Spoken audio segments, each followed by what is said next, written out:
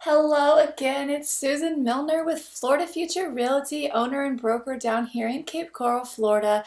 I received a question actually by a couple different people in the past week or so asking me how do they figure out what real estate brokerage to go to work for. If you're in school right now or you just got your license, you're probably getting bombarded with brokers trying to recruit you and you don't know where you should go. You've heard go with this name or go with a smaller brokerage or go somewhere where there's training or go where there's the highest split and you're like, I don't know what to do.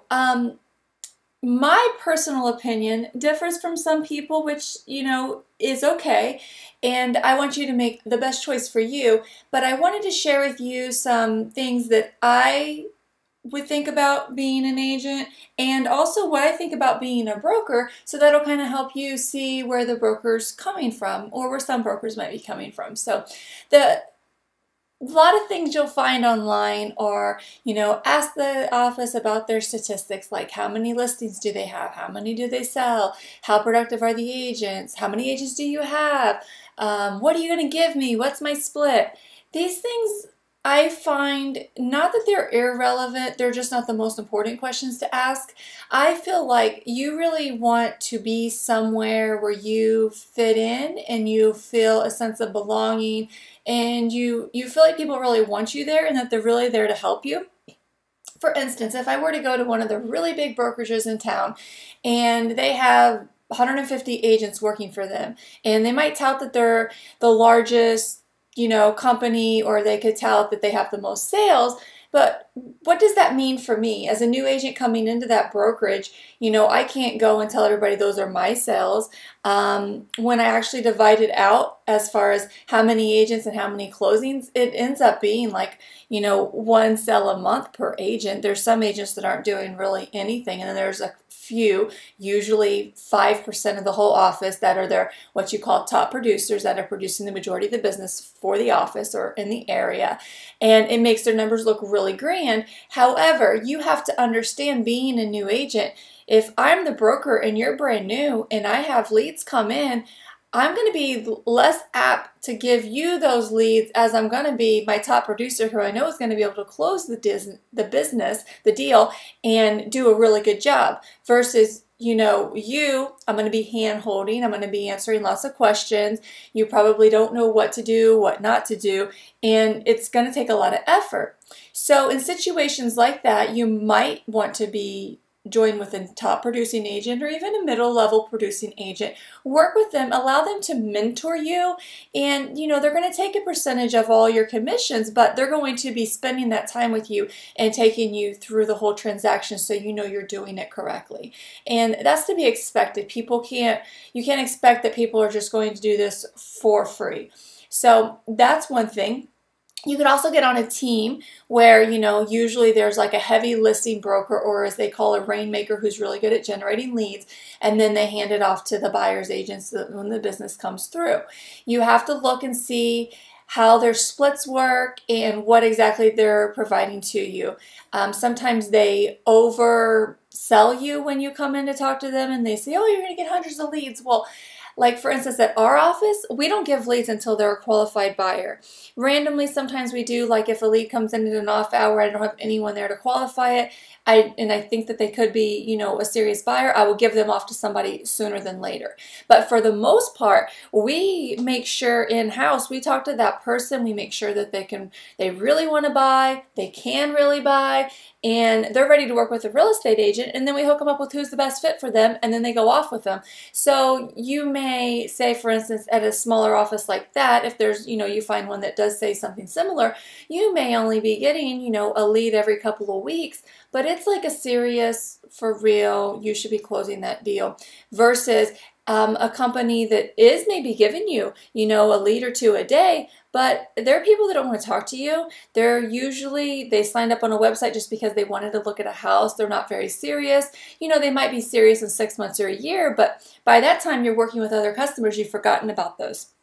So that's just really quick. I do have other segments on leads and how that all works, so I don't want to get too deep into that here. However, that is one thing to consider if you're going to be looking for help generating leads, whether do they have training to teach you to do it, or do they do it for you? And then what does that cost you? And is it worth it to you? The other thing is, how is the culture at the office? You know, how do the other agents seem? Are they happy? Do they seem sad and stressed? Is the broker around? Or there's a lot of offices where you're never going to see a broker. There may or may not be a sales manager.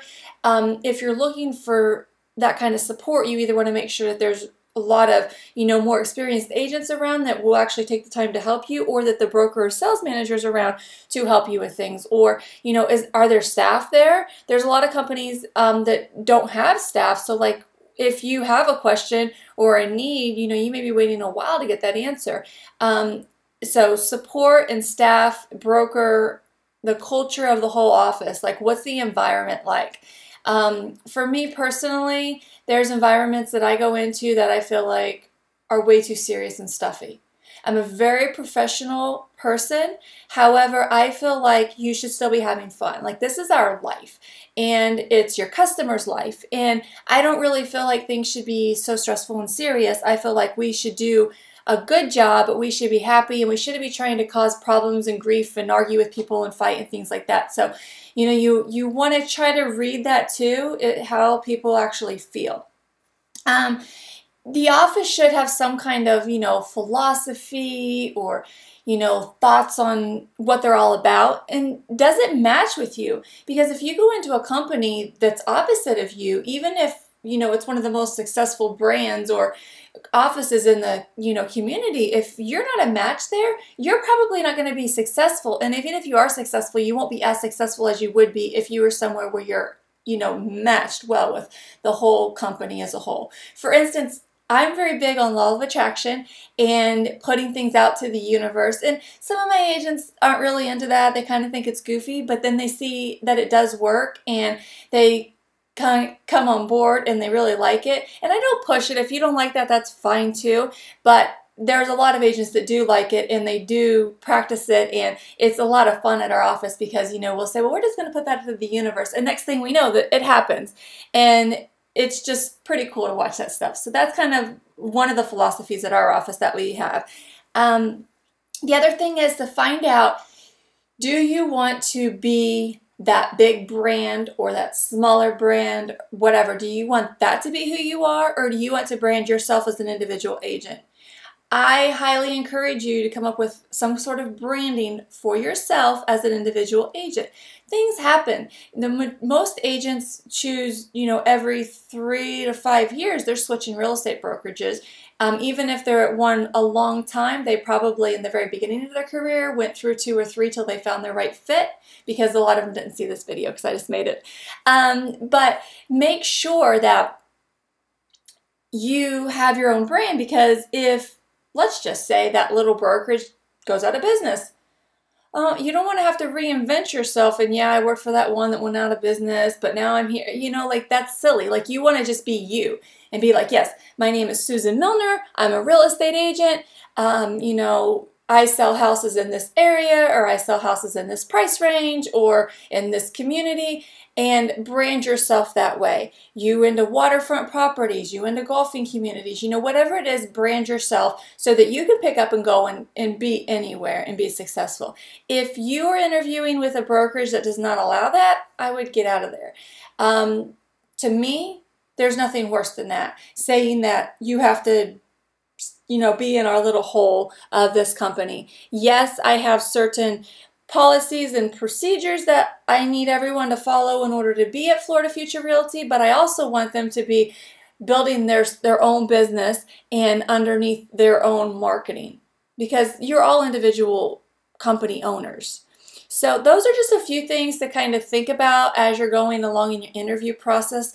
I interview a lot of people that tell me other things that are being told to them or done to them at other brokerages, and some of them are kind of unbelievable. Some of the things that people are saying to them, or scare tactics, or super like hyper interviews where they're all jazzed up and you're gonna make $1 million. Like, that's kind of scary to me. Like, that's a little overwhelming, but if that's your personality and you love that, then that might be the office for you. If you're more of a laid back person, you might be looking more of a laid back office.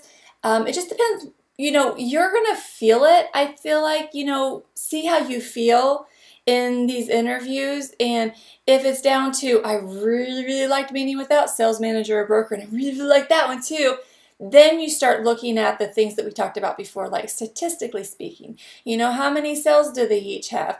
Are they known in the area? Do they have a good reputation, a bad reputation?